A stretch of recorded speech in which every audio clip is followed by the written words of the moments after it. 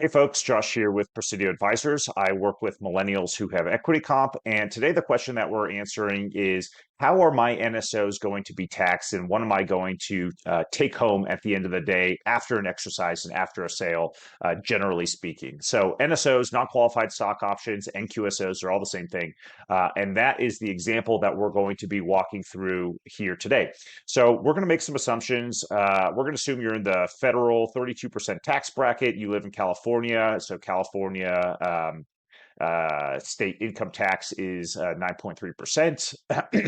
And we're also going to assume your capital gains rate 15% plus 3.8% in net investment income tax. And so these are kind of some of the high level assumptions that we're making. And then we're also going to assume that you have 10,000 vested options. These are not the number of options that have been granted to you. These are the number of options that have vested. So you have 10,000 of those, and you want to exercise them. And so you're going to exercise them in a few days here on the 10th.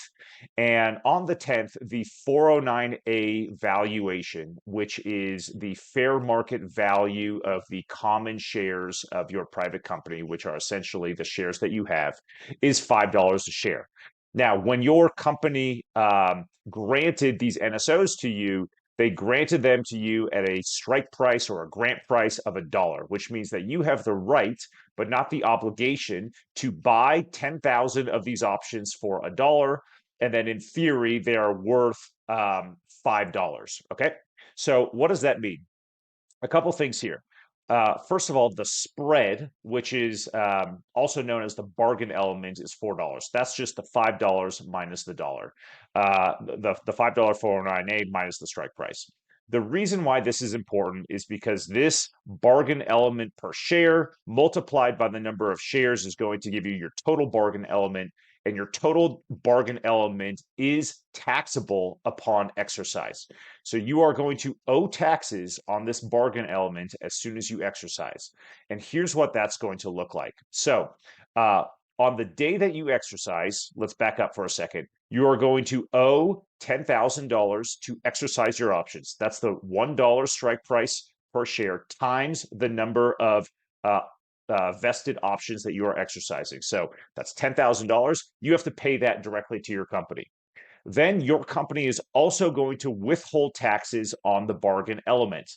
And the bargain element is subject to FICA and to state. FICA is Social Security and Medicare taxes. But what's interesting about this bargain element is that it is considered supplementary wages. And so it is not considered regular wages. And the result of that is that your company, by default, is going to withhold at a 22% rate, regardless of what tax bracket you're in. So that means that you might only pay upon exercise this 13,460, which is the 22% plus the 2.35% FICA plus the 9.35%. However, at the end of the day, come April, you still have to pay an additional amount because you are in a 32% tax bracket, but your company withheld as if you were in the 22% tax bracket. So don't forget about that. And that is simply because this NSO bargain element is taxed at a supplemental wage rate. The taxes withheld at the supplemental for supplemental wages is different from the taxes withheld for regular wages. And so that's why there's this delta here. So at the end of the day, remember, you still owe an additional $4,000.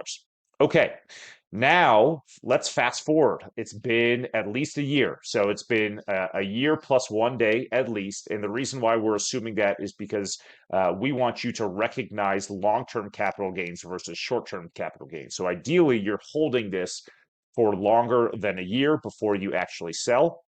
So let's fast forward to March of next year. And on March 1st, there's a liquidity event, a tender offer, whatever it may be, and you are able to sell. And so you've decided to sell all 10,000 shares that you exercised. And lucky for you, the company is selling at a $20 per share price, which means that you have a capital gain of $15. The reason that it's $15 is because your cost basis has gone from $1 to $5. And so your new cost basis is $5. You sold it for $20. And so you have a capital gain of $15. All right. So what does this look like on sale date? Well, you've sold 10,000 shares for $20. So you're bringing in $200,000 worth of proceeds. Your cost basis, however, is $50,000. And so your net capital gain here is $150,000. This $150,000, if you've held it for at least a year plus 1 day, is going to be taxed at this capital gains rate. And so essentially what you're looking at here is you had $40,000 of bargain element. This bargain element will be taxed as ordinary income at the end of the day. And then you have $150,000 of gain. That gain is going to be taxed at the 18.8%. And so we can summarize that here in terms of, okay, what does everything look like in terms of what am I bringing in, what am I paying out, and what am I going to end up with? So to recap, your exercise cost, $10,000. That is the cost for you just to purchase your shares. You have to buy your shares outright first. That's that dollar strike price times the 10,000 options that have vested that you are exercising. Then you owe ordinary income, which is a 43.7% rate. You have that here on your bargain element, which is the $40,000, which the bargain element, again, was the spread, the bargain element per share times the number of shares. Now, this totals to 17,460. This 17,460, as you'll note, is what was withheld plus the additional taxes that you owe because your company under withheld. By the way, this 13,460, you're going to have to pay that directly to your company because there isn't a public market for it, so they can't do any sort of cashless exercise. So this 23,460 that you are paying in terms of a total exercise cost on the day that you exercise, that's all due to your company. So you'll write them a check for that. And then you have long-term capital gains. That is that 150,000. It's taxed at 18.8%. And so the taxes you pay are 28,200. And so net, you are paying about $46,000 in taxes. You are bringing in $200,000. You add the 45 plus your exercise cost, and you end up with about $144,000 in your pocket. So hopefully this makes sense. I want to change one aspect here just to show you the implications of holding long-term versus short-term.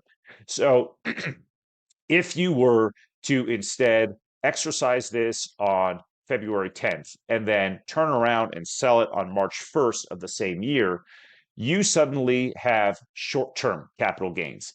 And short-term capital gains are taxed as ordinary income. And so you can see the implications here of not holding for the long term and instead paying the capital gains rate. Now, that might be fine. We don't want to let the tax tail wag the investment dog, so to speak, because this is first and foremost an investment decision. But you can kind of see the benefits of holding for more than a year versus holding for less than a year. So again, your net cash in pocket here is about 107,000. If you were to hold it long term, it's about 144,000. So it's a sizable chunk of change. All right. I hope this helps. You can reach me at josh@presidioadvisorsllc.com, or you can go to my website, www.presidioadvisorsllc.com. And I hope this helps. Thanks and take care.